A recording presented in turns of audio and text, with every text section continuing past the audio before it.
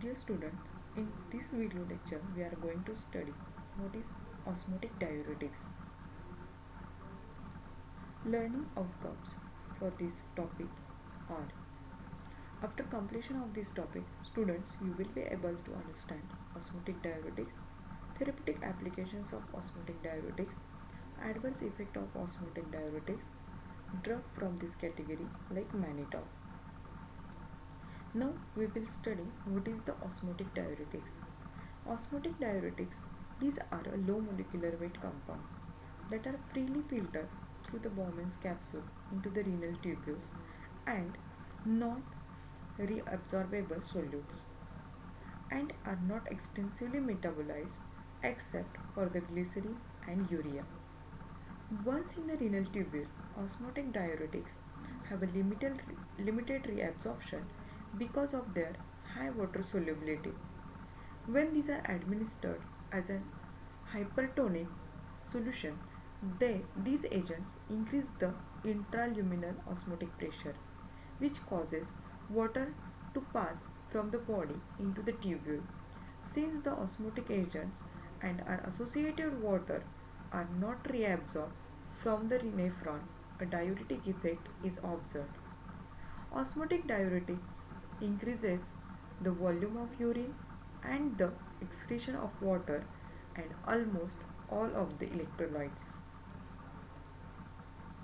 Polyols such as mannitol, sorbitol, isosorbide, these all provides this effect of osmotic diuretics.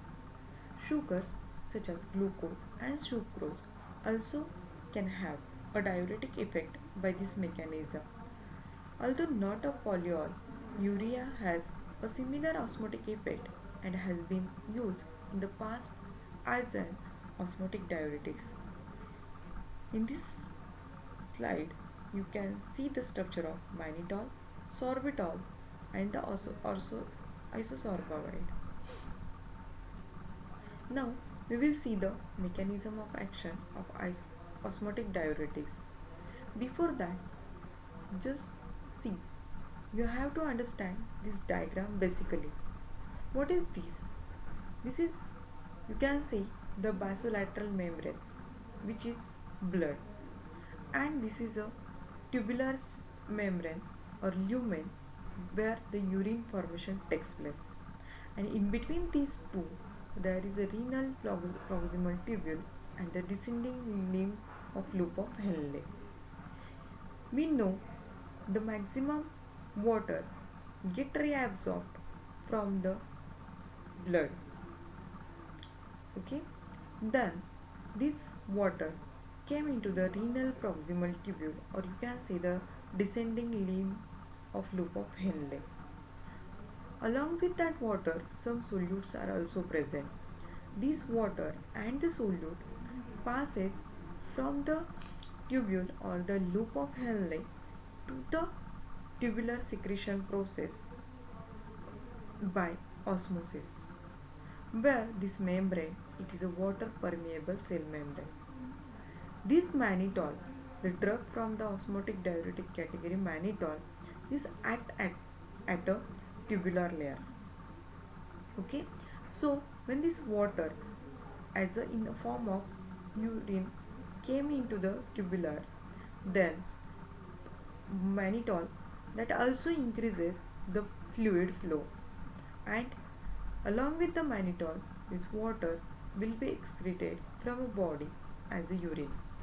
So you can say that this mannitol that causes the loss of water, that reduces the intracellular volume, and that is having the hypernatremia risk. Now we will going to see what are the therapeutic applications of these osmotic diuretics.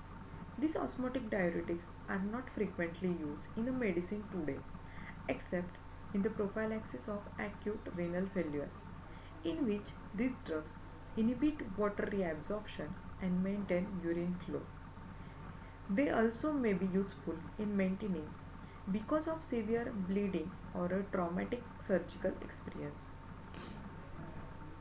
The osmotic diuretics also have been used to acutely reduce increased intracranial and intraocular pressure. They are not considered to be primarily diuretic agent in treating ordinary edemas because osmotic diuretics can expand extracellular fluid volume. Now, what are the different adverse effects of these osmotic diuretics? This includes few adverse effects, but expansion of the extracellular fluid volume can occur, and as noted earlier, alteration of blood sodium level can also be seen, and these drugs should not be used in anuric or the unresponsive patient. If cranial bleeding is present, mannitol or urea should be used. Now we will going to see the first drug from this category, that is the mannitol. This is the simple sugar structure. Okay, here you can see the 1, 2, 3, 4, 5, 6 carbons are present. So mannitol, it is the agent of most commonly used osmotic diuretics. Another one drug is a sorbitol that can be also used for the similar reason. These compounds can be prepared by the electrolytic reduction of glucose or the sucrose.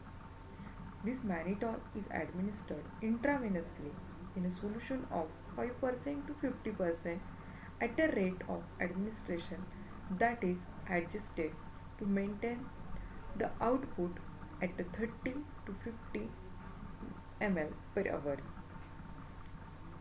The osmotic effect of mannitol in the tubule invades the reabsorption of water, and the rate of urine flow can be maintained.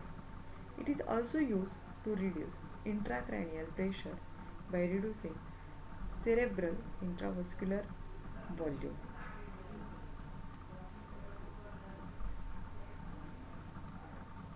Thank you.